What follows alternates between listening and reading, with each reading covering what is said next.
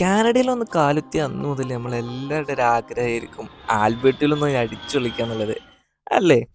പണ്ട് ഏതൊരു മഹാൻ പറഞ്ഞ പോലെ എല്ലാം കഴിഞ്ഞ് ആസ്വദിക്കാം എന്ന് വെച്ചാൽ ഒന്നെങ്കിൽ വാർദ്ധക്യം അല്ലെങ്കിൽ മരണം. രണ്ടിനും കാത്തു നിൽക്കാതെ ഞാനൊരു ടിക്കറ്റ് അങ്ങെടുത്തു.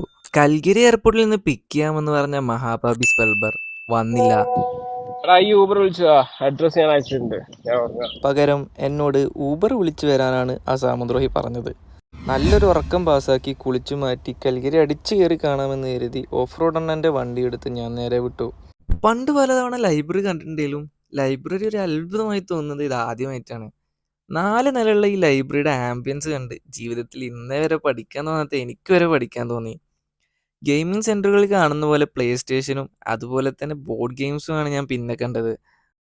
ടൊറന്റോക്കാർക്ക് അഭിമാനമായ CN ടവർ പോലെ ഇവിടെയും ഉണ്ടൊരു